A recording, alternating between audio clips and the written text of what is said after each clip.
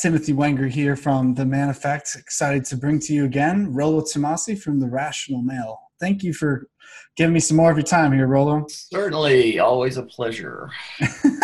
We had a little tag of communication. We finally made this happen. So yeah, well, things have been on fire where I am right now. So it's like I've been really kind of in and out of my computer lately because we've had so much smoke in this area, and people don't know. Yeah. I do volunteer work for. I mean, if they need somebody to go shovel on the lines and stuff like that, I'll do that just because I live really close to a wilderness area here. Yeah. Yep. Yeah, I've been watching the California one. Yeah, it's crazy. It's ugly too. Cool. Yeah, it's still going as well. I mean, the ones that are closer to me are gone, but like the Mendocino fire is only like 55% contained right now. Yeah, it's insane. It's not cool. The air quality where I live right now was actually rated the worst in the United States at the middle of last week. What? Because there's so much smoke. I mean, so you can't even see it in front of you. It's crazy. Last year when I was living in the Pacific Northwest, I was there when the gorge was on fire, and I could not believe that. So I can only imagine. Ugly. Yeah. Well, anyways, I'm back here. I'm back in the saddle now. So. Back in the saddle. Well, I was hoping today that we could. What was the word you used? Process the photos? No. What was the word that you used earlier? And analyze these photos. Analyze. That's what it was. I think probably a little bit of introduction is in order here. What you're about to ask me is, can we look at some photos of like some couples? And I've been doing this on Twitter for a little while, and it's it started out as just kind of like haha funny kind of thing, but then really what I was doing was I was analyzing sort of the subcommunications in the body posture of men and women in couples photos.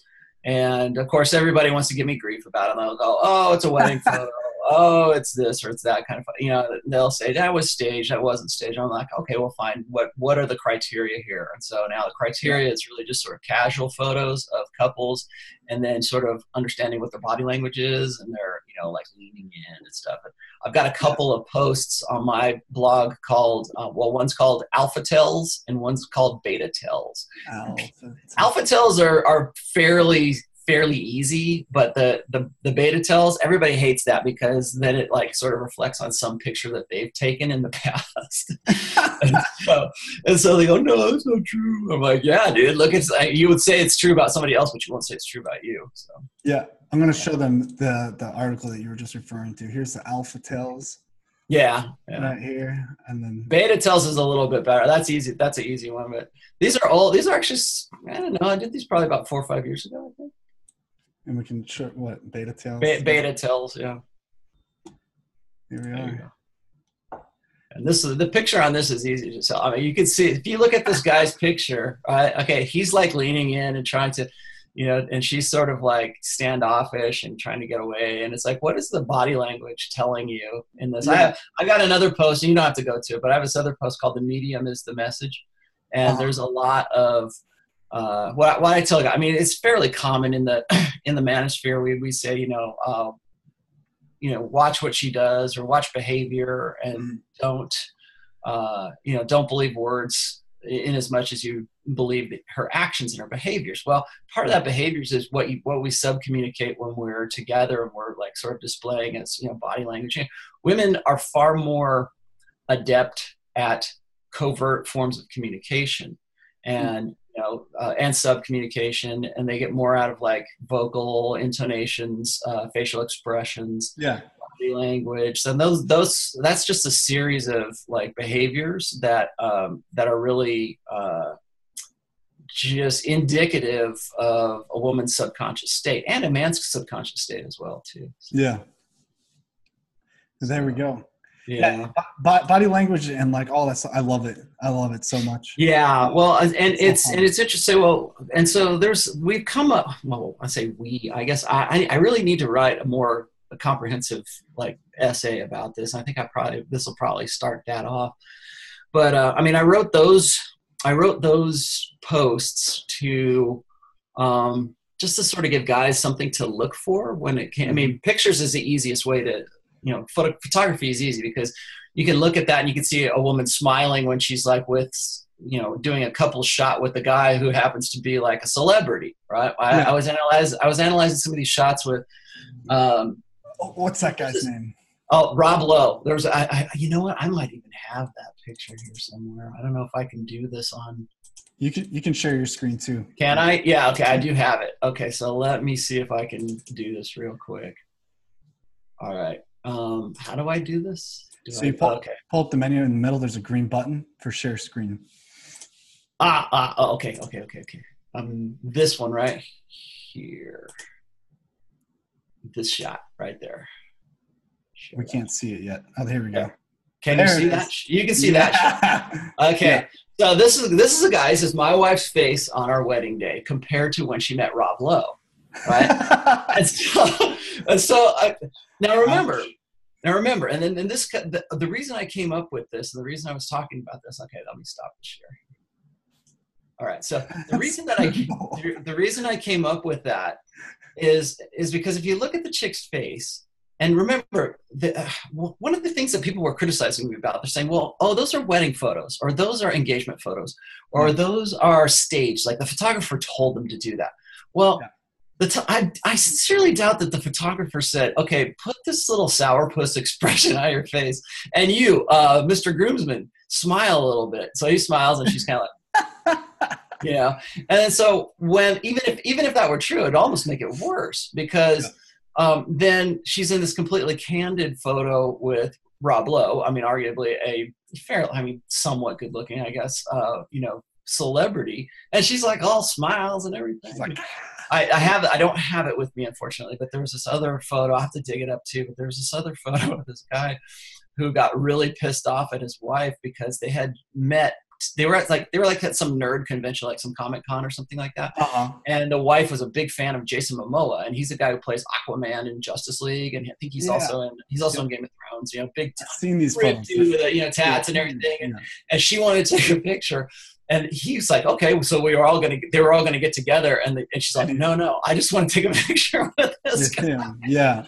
And so he's trying to get in, and it's pissing him off. And so here's Jason Momoa. He gets it because Jason Momoa is like alpha as you can get, and he's like pushing the guy off, like holding him back and taking a picture with the other girl. He's smiling like this, and it is the funniest shit you've ever seen. But it's painful to see too, though. Yeah, but I mean, we can laugh about it. It is painful to see, and we can laugh about that. But the funny thing is that it's indicative of a woman's subconscious state, because that's what's going on in her mind, of course. And when she has to be overt with her boyfriend or something like that. Oh yeah, there you go. Well, that's just like something like that is just that's staged though. That's like something that, of course, it's staged. These guys thought would be funny. Okay, they thought something like that would be funny. Okay, so you can't really take that. Like if it's too like positioned or too posed, then you really can't. Okay. So if you want me to analyze this, since we're going to analyze, gosh, we could probably go for a whole hour just analyzing these. Okay, so here you go. You got this girl who's taking pictures, and this is what really set off a lot of my female critics, as well as the guys who are into this too. Mm-hmm. There's a whole, I think there's a blog or there's something about, there's this whole subset of guys or Instagram models where their boyfriends take, like they call them Instagram boyfriends. And it's whoever the guy is who's there to take the Instagram shots for the woman so that she can go and put all of her shots on Instagram. So the guy ends up becoming sort of just this tool for, literally this tool for. Let's see if I can find them. Yeah, see if you can find. Yeah, that's it right there. Go to that one. Yeah, that one right there. Okay, so it was funny because I was taking a photo of my girlfriend by the sea, and then I realized so was every other Instagram boyfriend. You look at this, and maybe this might be. It's got to be staged. It might be shopped. It might be Photoshopped. But the thing is that it's true. I mean, when chicks do this, the other thing is like, if a woman is doing this to you a lot, where she's saying, "Oh, go take my picture," and you go put the, here I am in lovely Fiji or wherever they are, right? Or here I am, here my girlfriend's, sipping mimosas in this hot tub. You are an accessory in that situation. And really, why are women putting pictures on Instagram to begin with? Well, they're doing it for attention.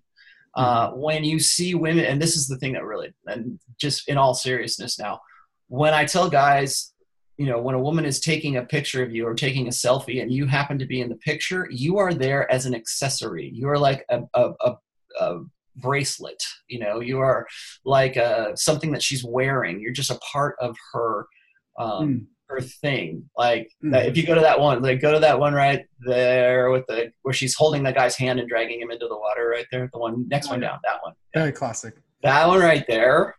I mean, what you are is like, what's she doing? She's pulling away from you. She's just dragging you along so you can take pictures of her.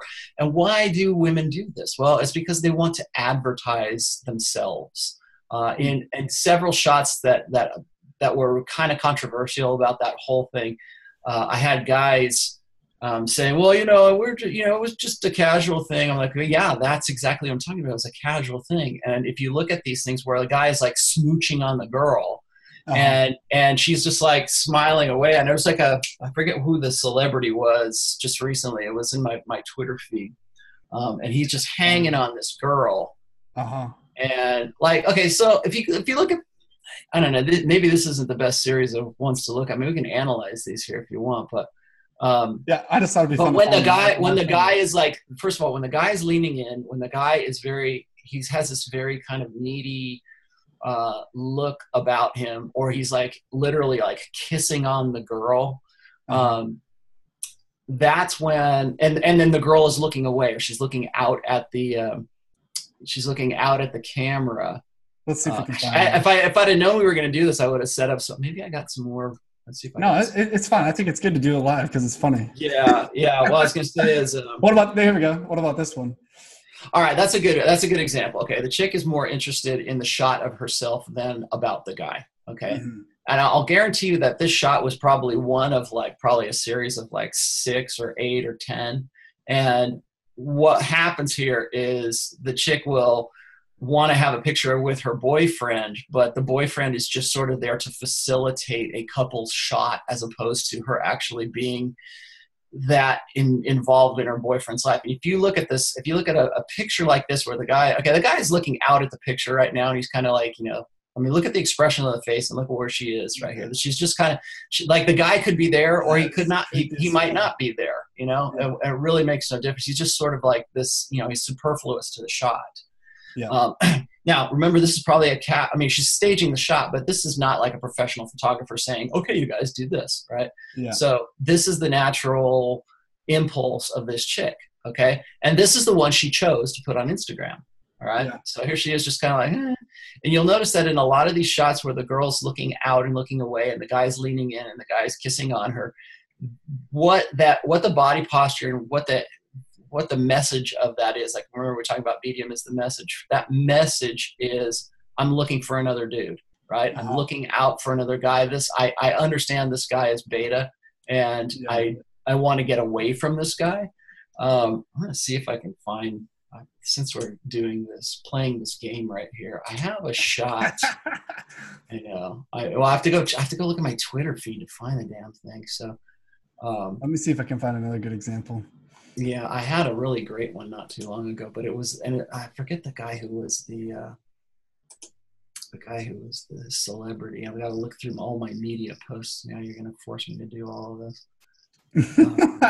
I'm just kind of enjoying it. I'm like, this is funny. Yeah. Gosh, I forget the guy's name. Well, anyways, I mean, the long and the short of it is that this is a great shot. Let me grab that one. I gotta put that one out there for you. Okay, I'll stop sharing if you want to share one. I got one or two here that, I mean, you could just. People think I make too much of this. They think, oh man, you're just overreacting. And it's like, no. I mean, there is a whole subconscious language that's happening in a couple shot that speaks volumes about what the relation of that couple is. And let's see if I can find this. Do you have another one? I'm not looking at it right now.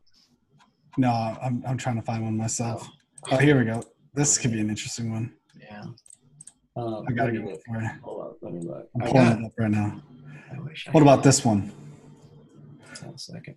Okay, that's really good. That's excellent. Okay, now what this says here, and this is almost identical to like a bunch of photos that Anthony Bourdain did with Asia Argento. Uh-huh.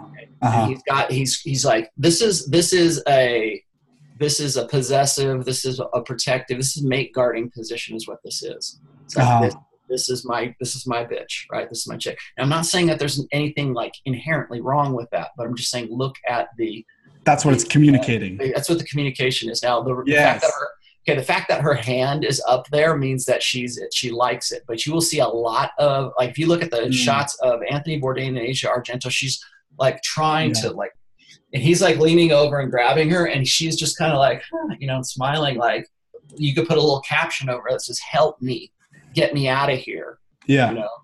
And so that last shot with the arms, that's, I get it.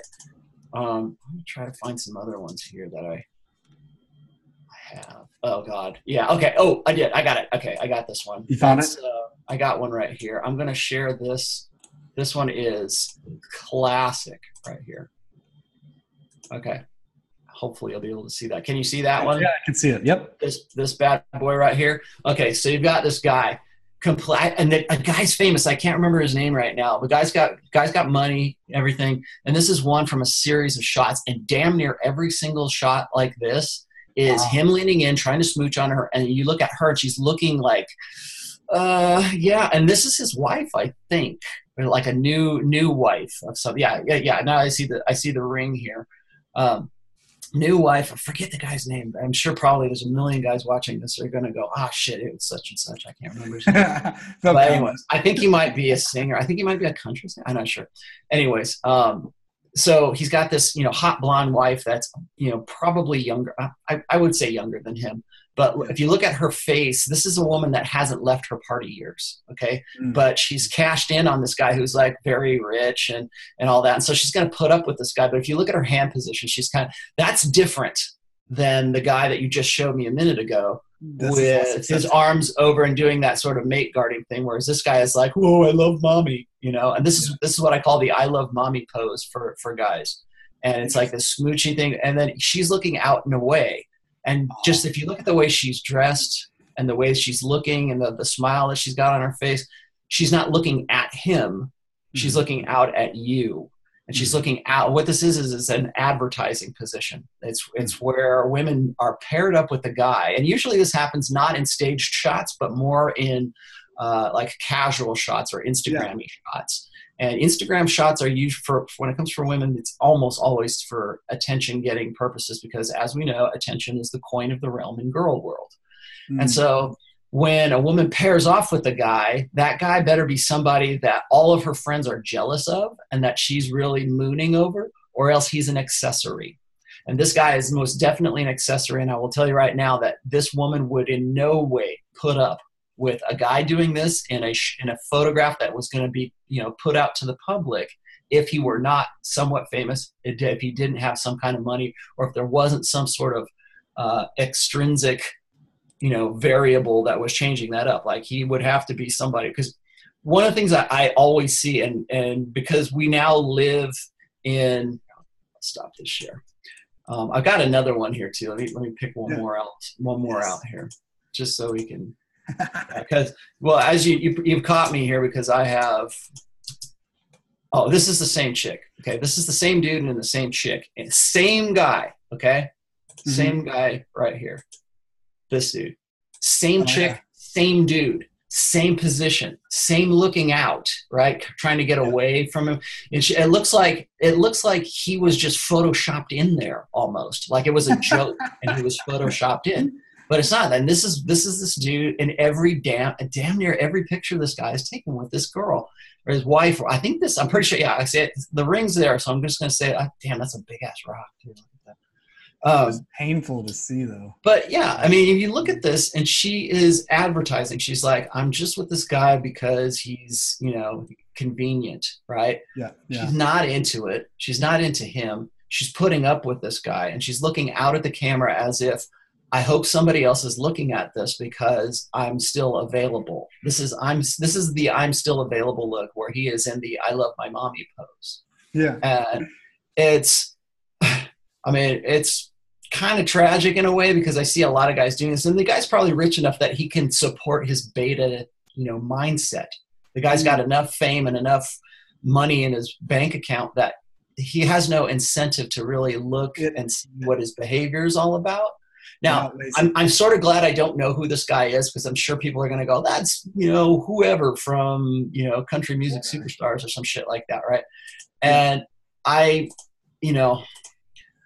going to say I'm glad I don't know who this guy is, because that allows me to just sort of understand this from the sub-communications that are going on in that shot. Oh, okay. Well, that's a so. Okay, I got some other ones here that are kind of funny. What started this whole thing was what's the name? The Prince guy and the old American chick that I can't remember his name now. Prince Harry.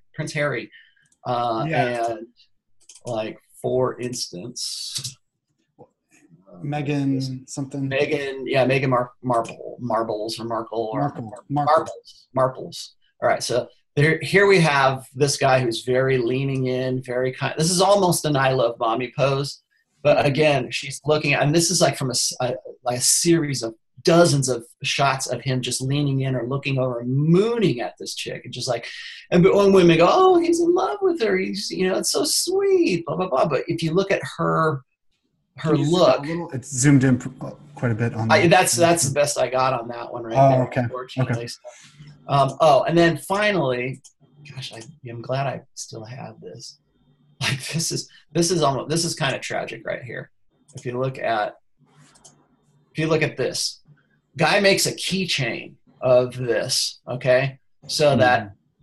And makes a keychain to give to her, because I think this was a present that he gave to her. Really, this is it's horrible, because this is kind of like an I love mommy shot as well. She's looking out, looking away, saying, I know that this guy is a beta, and I'm looking for guys beyond this dude. So I'm still available, though I am coupled with this guy, right? And the tragic part of this is the guy gives this to his girlfriend. So she's got it whenever she's on her girls' night out. And she's reminded of him all the time. And the tragic part is the guy thinks this is sweet. He thinks this is going to be, and it's not, because it is a constant reminder to her that she's, with a guy who is very clingy and very emotionally, overly attached, really. And she's looking out and she's going, look, wanting to get away, or wanting to have this smile on her face so her friends think that she's a really lucky girl. She wants them to say he's a really lucky girl, right? Well, finally, the last part that's most tragic about this is the guy gives it to her because it's a form of marking his territory. It's a form of it's like, like this animals. Is my woman. Animals piss on the ground so you smell it, and that kind of shit. This is a territory marking thing as well, so that if she's out, not only does it remind her that there's a boyfriend at home, but it's also to tell other guys this chick has a boyfriend. It just screams insecurity. It's complete insecurity, and so just the very act of it is like a super beta thing to do. And guys think it's sweet, and guys think, oh, it'll be nice, she'll love it, all that kind of stuff. And then last but not least, and this is the last one that I ended with, this is a fucking tragedy right here. This right here, and I think you've probably seen this one. I saw you do that. Okay. So, I did say, I've literally been making this man chase me for years and years. I'm finally tired of running. I'm ready to start my life the way it was meant to be. I love you, yada, yada, yada, right? You look at that picture, and this is, again, an I love mommy picture. And she's looking at it, identical to Meghan Markle, whatever the country superstar guy was. Even that last one that I just showed you for the keychain. And you look at this, and you just, what is the body language? What is the expression saying? Okay, this right here is a woman who's just entering her epiphany phase, and she got her beta and waiting. The guy was stupid enough to wait until she was done in her party years and to be like this perfect boyfriend, and I'll guarantee you that, and I can't say from fact. Also, if you look down around her waist, he's got her in that possessive, mate guarding position that guys will do, beta guys will do when they want to make sure that everyone knows that this is their chick.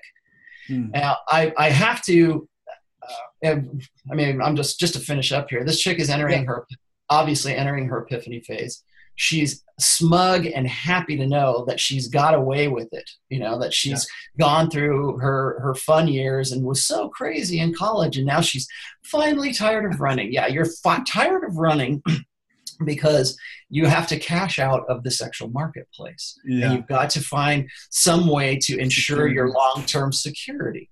And so, and to the point, I mean, this is a shining example of what I also call open hypergamy. Women know this, and they're happy to throw it out there, and they're happy to broadcast it to their girlfriends, and their girlfriends are there laughing, going, "You good on you, girl," you know. And so, anyways, that I need to start finding, because if I'm gonna make a post out of that whole topic, I'm gonna have to start finding some good shots of women looking up to men. Like looking at them, like the reverse, where the guy's looking out and the girl's like hanging on him because she knows she's got a high SMV guy, right? Yep. And so I'm starting to collect those. I'll tell you, and people are going to go, "Oh yeah, sure, Rilla." But I've got several shots of myself and my wife where I'm like looking out and she's like kissing up to me, or she's hanging on me, or loving on me, or she's grabbing me, you know, pulling me towards her, kind of thing, because I know that my wife admires me. Same with my daughter. My daughter, like I was just saying before we came on, my daughter's a model, so she takes a lot of pictures. And then there's a marked difference between the pictures that she takes that are commercial to the ones that she takes with her boyfriend. And in those, she naturally is grabbing towards, because the guy's like a full-on natural alpha guy and a good dude. I'm really hoping things work out with him. But and he's looking out and she's looking towards him, or she's over his shoulder and hanging on him and smiling and just like, you know, leaning in towards him. That right there is a completely different message than all the ones we were just watching, right? Mm-hmm. Yeah, that's good. So before we move on to the next question I had for you, for the guys out there who've had beta photos, like, and they're like, "Oh shit, I had this. I've been in those situations." Like, obviously, go check out Rillo's site. Go check out your Redman group. There's a lot of work you can do. Don't beat yourself up. That's a waste of time. Like, I mean, right? Like, what other practical starting? Well, first off, don't beat yourself up. The second thing is like, for me to like, okay, the guys that I was showing you in those shots, they don't know any better. They do that subconsciously, and that's really what rubs people the wrong way, because I'm saying, you know, you do this without knowing that you're doing it. Women are doing this without realizing that that's what their propensity is. It's like, because they know in the back of their hindbrain in some way knows that they're paired off with a guy who's just not quite alpha enough to satisfy hypergamy, right? Yeah. And so they subconsciously communicate that with their body language, with the expressions on their face. Where, like, actually that very first one where the woman's like this and she's back and the guy's like leaning in, and you look at that, and I think that even if you're a woman and you see that, you're going to pick up on that a whole lot differently than a guy does, because, and I've said this a million times, is guys are overt in their communication, where women are far more adept at interpreting subcommunications, subtleties. You know, this is the joke. The joke is that you can be at a party with a bunch of girls and it's like a mixed group, and another girl walks in and she's dressed really nice, and what's the first thing the girls in your group say? "Did you see that look that bitch just gave me?" You know, or and you're right there and watching this transpire, and you don't see anything, and then they look at each other and it's like, "Oh, she's a bitch. Who would wear that?" You know, and they start getting catty and stuff, and it's like they're having this conversation that the guys around them are like, "What the fuck are you talking about?" Right? Yeah. And so there's that sensitivity to subcommunications that these chicks have, but you don't understand. And I think that part of that is like, when you are in those situations where you're taking a casual photo, like a couple's photo, or you're the Instagram boyfriend and you're taking pictures, I don't think those guys realize the part that they play, or they don't understand the communication that's being sent with those. Because, you know, the obvious reason women do this for Instagram is so that their girlfriends will, you know, click like, and they'll feel good about themselves, and they can inflate their ego that much more, because that's what social media does to women's minds. And so they're doing this, and all the other girls who are looking at this, they get that. And maybe they don't even talk about it, but they understand the unspoken message that image is showing. I have one more. I have an essay that's called Dijo sin hablando. And what that means is speak without speaking. And that's, if you read that, it's exactly what I talk about here, is like there are ways to communicate without actually having this open communication with people. And women do this all the time. They just don't really talk about it. And so when they put these images out there and you see the guy leaning in and kissing mommy or something like that, they go, oh, that's so cute, girl. But, in the back of their head, they're going, damn, this guy is like, pawing her or whatever. And then you can see the difference between that and then a woman who genuinely admires that guy that she's with, and the body language is completely different. She's looking up to him, and he might be looking out, or he might be looking at her and she's looking at him, right? And like that one shot that we showed of the girl who was at her wedding, the first one we showed, and she's with Rob Lowe. I mean, the wedding is supposed to be your most wonderful day of your life. You should be your happiest as a woman, because weddings are for women. They're not for guys. Women spend their whole, younger lives planning their wedding. And here she is like, and then she's with Rob Lowe and she's like, oh, this is great.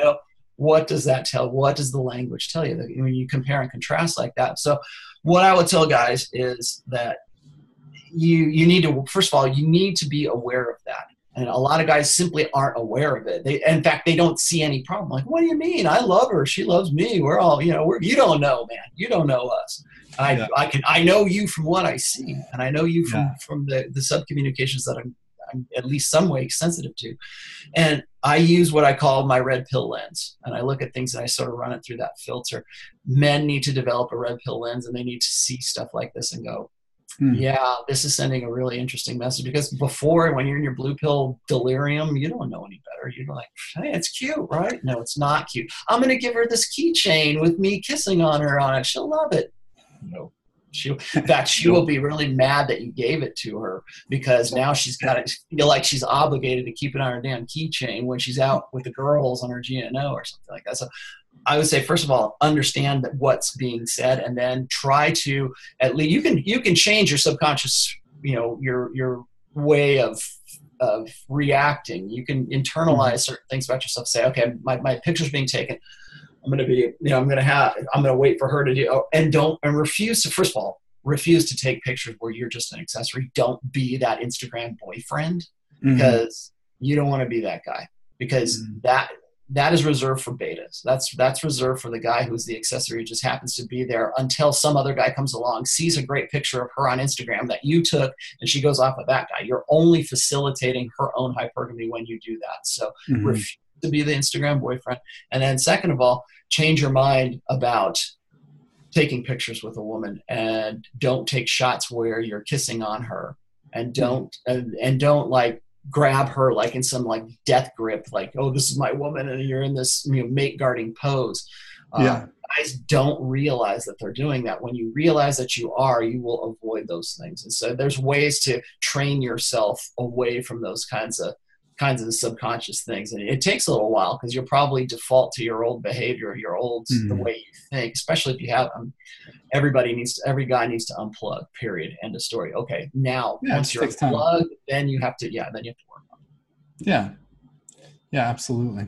That's good. So for everyone who's watching, just go check out his site. I mean, it takes work, it takes time, it takes a little bit to unplug, but don't beat yourself up or get into some self. Yeah, I mean, there's nothing wrong with time for doing it. It's like people think that I beat up on betas all the time. It's like, no, I've got a post called "Don't Hate the Beta" because of exactly that. Because it's not that you're a dick or you're an asshole or you're a pussy or whatever like that. You're not like naturally like that. You just don't know any better. You've been trained and conditioned by the blue pill to do those things and to default to that kind of behavior. You don't know any better. The people who I would have a problem with are purple pill people who unplug, and then they want to go back to that blue pill comforting, delirium. They want to plug themselves back into the matrix. Those people I do have a problem with. But if you're blue pill and you're just learning how to get away from this and unplug yourself, no hate, man. It sounds like it though, because it's like, well, we're talking about betas, and betas are like this.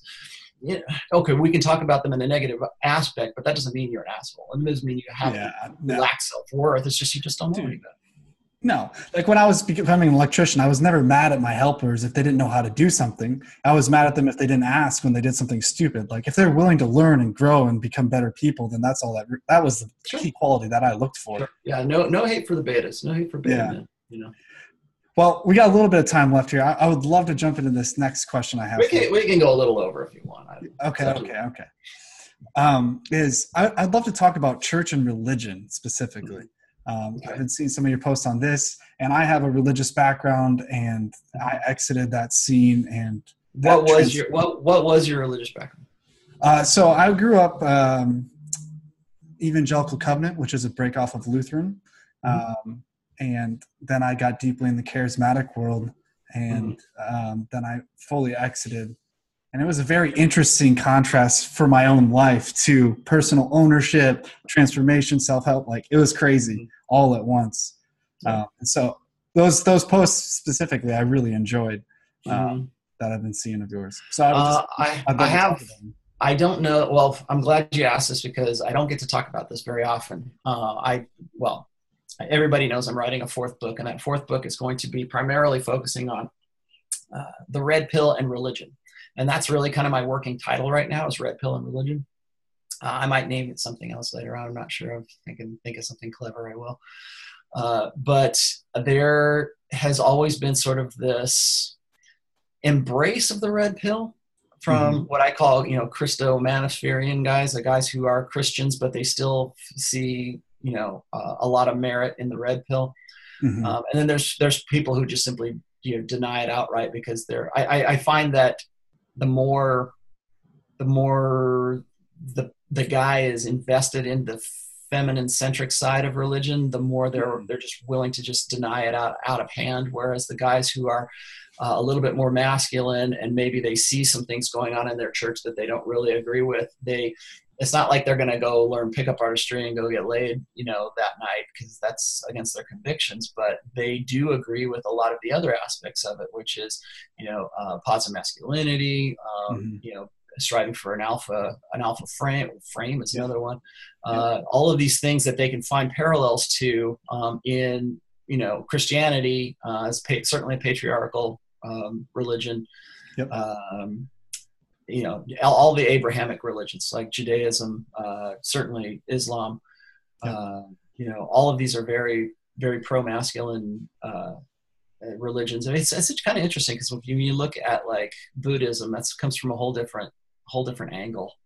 Same thing with like various aspects of Hinduism, and then there's other parts. So, anyways, I originally started it because I'm a Christian and I don't have any sort of doctrine or any I don't go to any particular franchise.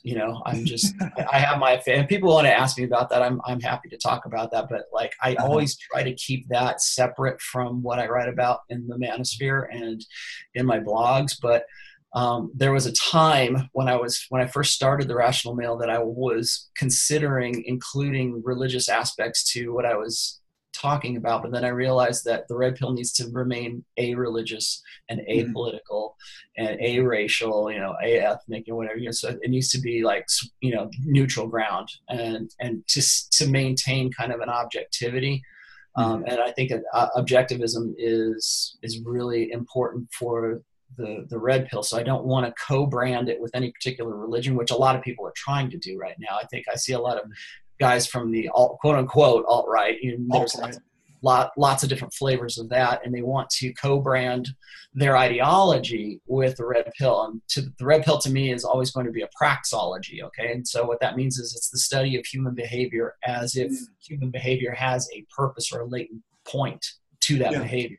And usually that comes back to evolutionary psychology, evolutionary biology, really nuts and bolts. I think it should be much more founded in, first of all, evo-psych, but also behavioral psych. I think that's one because that's my background. My background is behavioral psychology. That's one of my 2 degrees is behavioral psychology. And I really wish that I had gotten a little bit more into evo-psych back then when I was studying, but there wasn't really that much of an evo-psych field at that time. So behavioral psychology always appealed to me because it was very nuts and bolts, right? We were just talking about the medium as the message and all that stuff. And so anyways, I'll just to give you a little bit of background. My background when it comes to religion is my mother was very Christian. She was congregational Christian, very evangelical. These, Turner Burn, the kind of guys you would see on televangelists and shit like that. Jim Tammy Baker, a lot of this. I can name names right now. I don't want to bore anybody, but so anyways, that very kind of that evangelical side of things, which is interesting because my mother actually fell away from that and she decided she wanted to be a full confirmed Catholic probably about 15, 20 years ago. So now she's Catholic, right? My father, on the other hand, was very much an atheist. And I mean, like we talk about the new atheists today, like Sam Harris and I forget the other guy. Starts with a D. I can't remember. Anyways, the new group of atheist guys out there. My dad would have identified very much with those guys. Very much secular humanist, atheist, to the point where he would go and do debates, about atheism. And he and I got into some really interesting discussions back in the day because I was still very much, I had a faith, I still believed, but I understood what he was talking about. So I kind of got it from both sides. And then my father ended up marrying a woman who was his second wife, who was a Unitarian. And so consequently, I started getting involved in the Unitarian Church, which is sort of like all religions come together. It's like people who who want to go to church but aren't necessarily religious. And that's probably the best way I can put it. And it's very liberal and very, very hippie, new agey kind of shit. And so that for a while, it was when I was in my teenage years, it was great because I could go to youth group and find chicks that I could get laid with, right? But after a while, I kind of got a bad taste in my mouth with the Unitarian Church. But so those are my kind of backgrounds. And so I've got it. Right now I go to like a Foursquare church, right? And so I know the background, right? And so I understand what's happening in the church because a lot of people think that, well, because I'm writing about something from a red pill perspective, that I must be an atheist. I'm not an atheist. But I understand that because I approach religion in the red pill with my red pill lens from a very objectivist perspective. And so I wanted to, I don't know if you're familiar with a blogger by the name of Dalrock. Dalrock and we kind of started our blogs about the same time. And so when I was in the early days of The Rational Male, I was thinking, like I said, to write, to include religion in what I was writing. And then I shied away from that. And the other reason I shied away from that was because Dalrock was already doing it. He was doing it way better than I think I could have done it justice. I have occasionally done religious posts, and one I think that maybe you haven't read yet. It's called Losing My Religion, and it's where I sort of break down what is happening to mainstream Christianity these days. And I don't just mean the evangelical church because that's the easiest one to point to, but there's so many other, like I said, franchises of Christianity that is, that's it. There's so many different branches of Christianity right now that are embracing feminism. I mean, just outright, blatantly, we're embracing feminism. There's a blog called like Relevant Christian or something, and it's just rife with why you should be a feminist in your church. And now you've got someone like Beth Moore, who's this women's ministry thing, who's just basically riding the Me Too movement into a greater status or greater notoriety within her church, so that they can. I mean, there's some religion or some denominations right now that women can already be ordained as pastors. Like if you look at these Presbyterian churches, and you look at these women who are actually ordained pastors, and you see them, doing what the Bible says not to do, which is women are not to teach men in that sense. And you see, I'm seeing a lot of pull away from the patriarchal side of Christianity, and trying to institute sort of under the guise of being gender neutral. It's really empowering women to just basically take control of the church. And it's my opinion that especially the evangelical church, but I think that Christianity in general is openly hostile to anything that is conventionally masculine right now. And so if you look at just this mass exodus of men from the church these days, and I can show you like poll and and research and article after article about why men are leaving the church, and they're leaving because there's nothing there for them. There are two kinds of men in church. There are the men that their wives drag them into church to go, and then there are the guys who grew up in the church who are afraid to leave it, and they think that that's their only, they're it's, well, in that post that you just put up there, I make the argument that the modern day church right now is what I call a beta farm. Okay. It's there to create the perfect beta husband.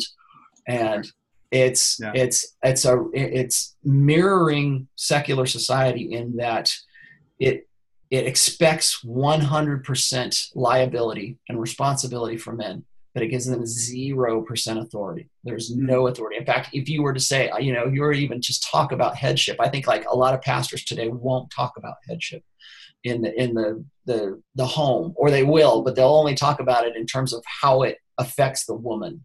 Right? They won't say, you're the man, God made you the head of the household, blah, blah, blah. They won't go through any of this, like, quote unquote, traditional conservative, masculinity.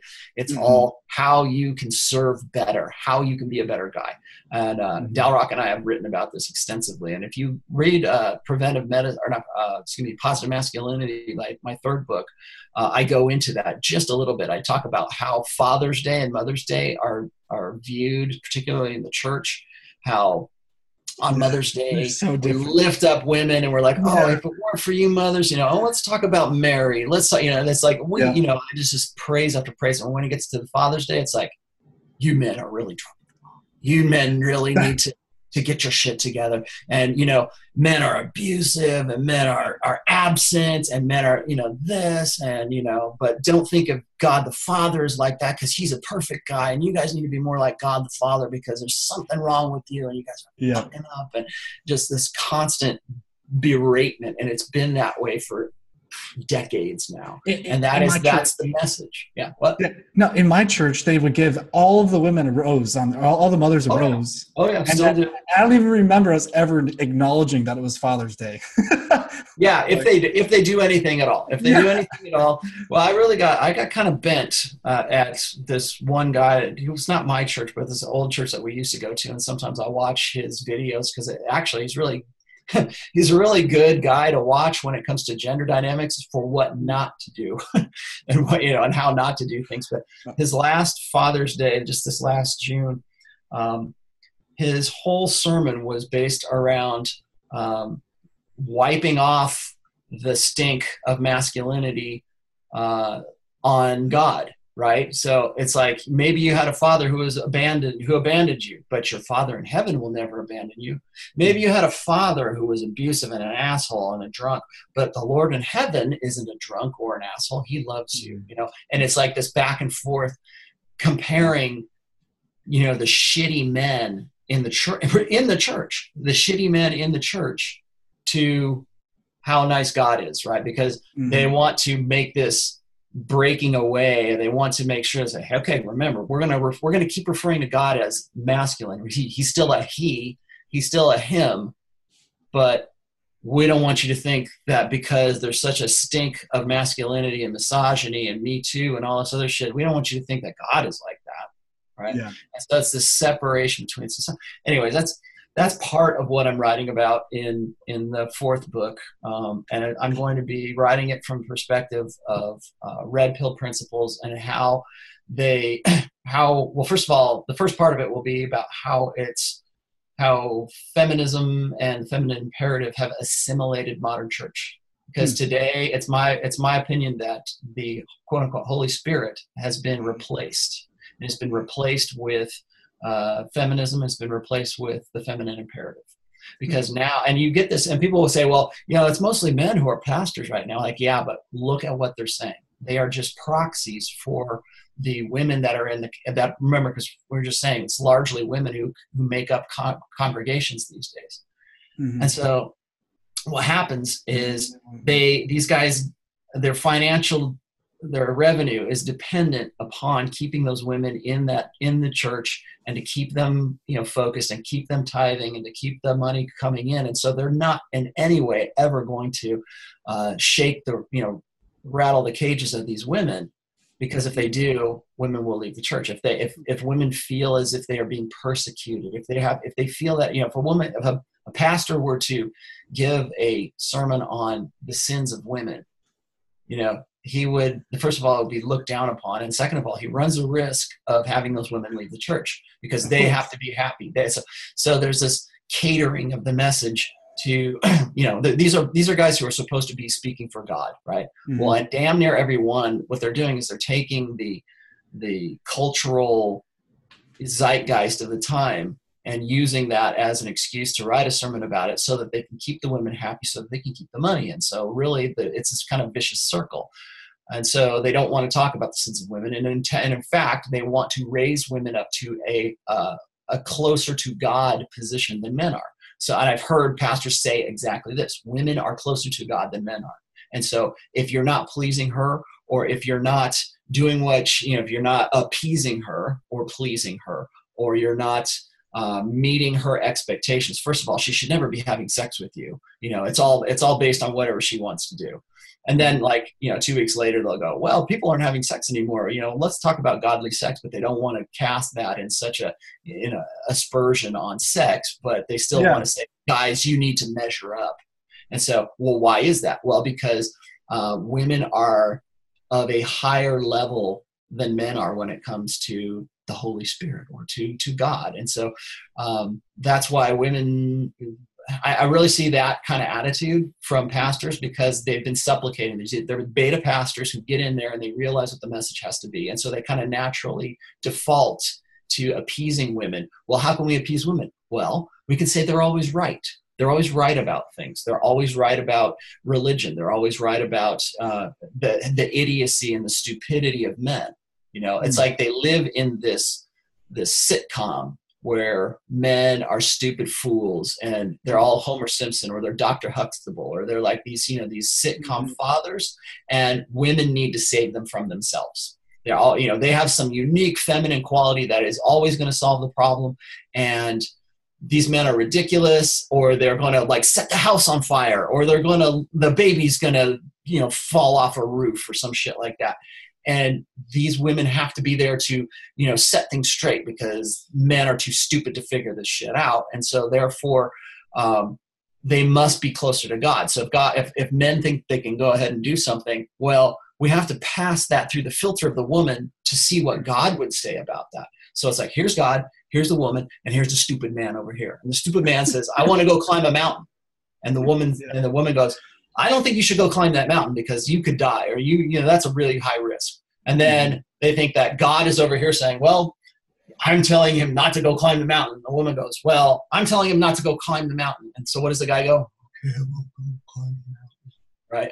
And so it's this, like I said before, it's this 100% liability and 100% responsibility of that guy to provide for his family and to do all this, be there on Johnny on the spot all the time, to be competent, to fix all these things. And there's not necessarily anything wrong with that, but there's no authority that comes along with that.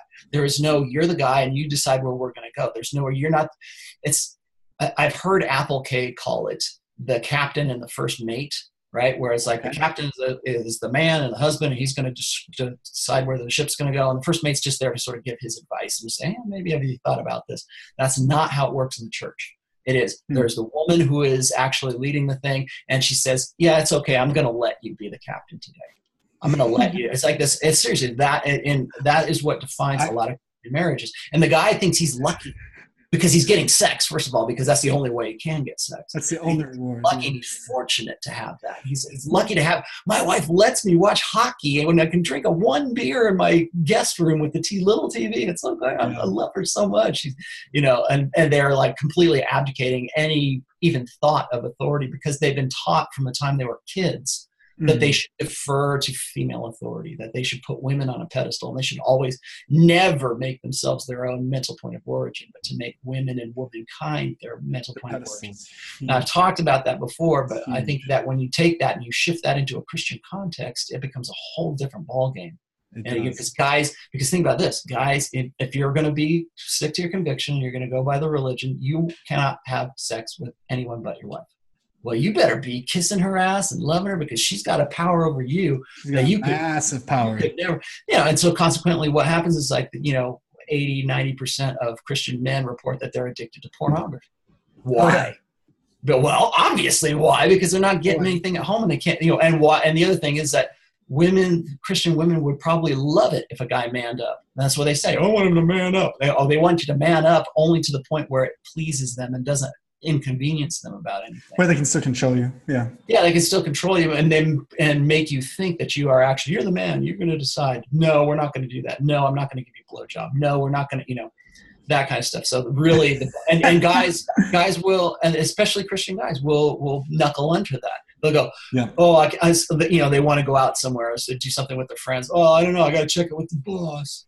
Fuck that! Are you kidding me? That's the mentality. That's the default idea, is that I got to go clear it with the boss before I can go play basketball with my other Christian friends who had to, my other Christian guy friends who had to go clear with their bosses too. Right. And it's unbelievable. And just the open feminism, the open control. It's like, it is this complete misandrous condition within the church. And so as a consequence, guys are not going anymore. They don't want that hostility. They don't, especially now that evangelical Christianity has completely adopted the Me Too thing. So why is a guy going to, they endorsed the Mike Pence rule, not to be in I don't know if you know what the Mike Pence rule is. Mike Pence is the vice president of the United States, and he's always. I know who he is, but I don't know the rule. His rule, that's why they call it the Mike Pence rule. Mike Pence rule is that he never goes out to dinner or is never in a room with a woman unless his wife is there or a couple of other guys are there. So he's never alone with a woman who isn't his wife, either having dinner or lunch or. I've heard that. And I've heard many pastors say they do that. The liberal side of the field just ran him up the phone pole about this, and the women in the church were like, well, yeah, that sounds good, right? Well, what happens is that when pastors are in the church right now and they're worried and scared that a woman is going to bring up Me Too charges, is going to eliminate him and push him out of a church that he spent most of his life to build, and all it takes is, it doesn't even take an actual conviction or just the allegations, just the suspicion of just the pressure to ruin the guy, for life. I mean, you think about a pastor who's put himself into creating a church, getting drawing a congregation, doing all the responsibilities. And, I mean, I can't think that many pastors make all that much money, but maybe they make enough to survive and they keep things going. I mean, first of all, you're married. You don't want to have to deal with the family fallout. And then second of all, it's like you're going to literally lose everything just for just the suspicion of impropriety. And so now that's happening, we see women going, I can't believe it. I can't, why would you want to do something like that? I can't, they were all for the Mike Pence rule before Me Too, and now they're against it after Me Too. Well, you got to ask yourself why that. Anyway, so those are just some topics that I'm working on in the book. I'm also focusing on other religions too. I had initially wanted to write this book. Initially, I wanted to write this book to speak to those guys in the church and say, look, this is what's happening to your church. This is how it's being assimilated. And the women there don't even know that it is, because it just seems like it's natural to them. All this feminism, this open feminism that they're promoting in your church, either covertly or now overtly, here's why this is happening, and here's what you need to be aware of. I'm always about raising awareness, right? Yeah. And so I wanted to reach out to those guys, particularly like the beta guys who we were just talking about, the guys who cut out there. You still there, Rollo?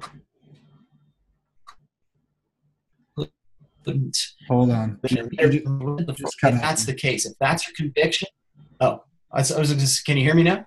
Can you hear me now? You're saying that you're reaching out to the betas, and that's I'm reaching out. I was reaching out to the betas, and I was just thinking, like, if your convictions are that you can't have sex until you're married, you better be the most red pill guy you can possibly be. I mean, I would say even more so than a pickup artist, okay? Yeah. Because you're betting everything. You're betting your life, you're betting your happiness, you're betting your future, you're betting your kids' happiness, you're betting your family's happiness, you're betting your dog's happiness, you're betting everything in your life on the fact that this chick is the one that God wants you to be with, right?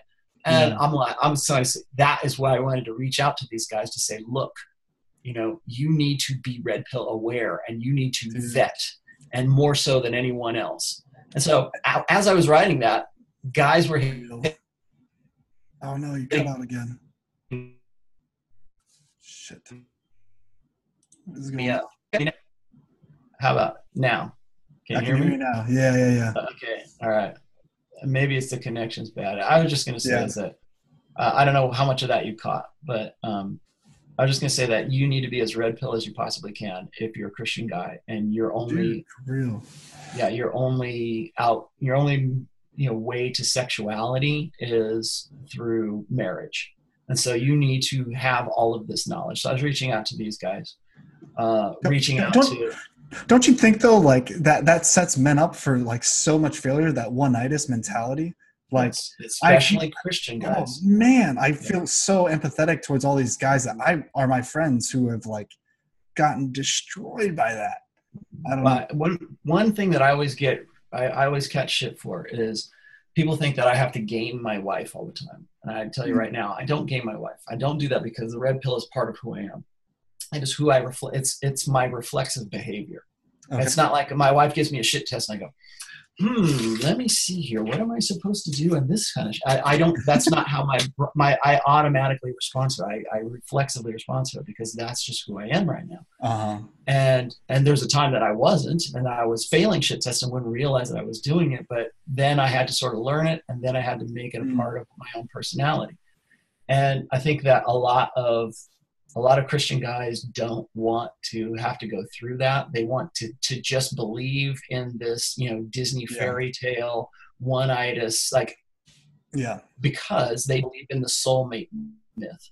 They believe that God has ordained them one wife to be the only wife they'll ever have. And so when they meet that, they're not red pill, and they don't understand what they should be doing, their own role in vetting and in understanding. I don't think guys really understand this. They only see some girl at like some Christian church camp that they went to, and they thought that whether she's the one, or she really wants me, or she wants to fuck me, blah blah blah.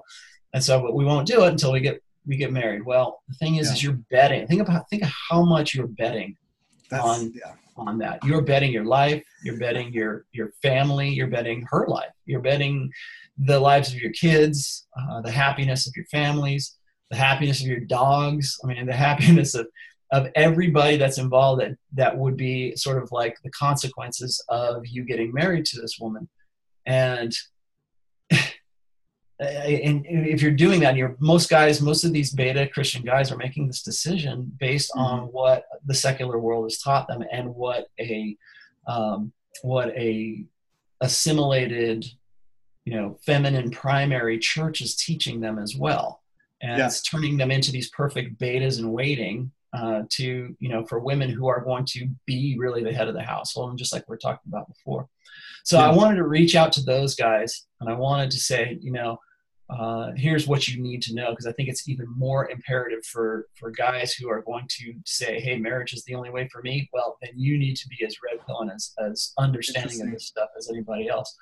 And then, so in the process of doing this, I made an announcement on a few blog posts and on lots of different interviews like this.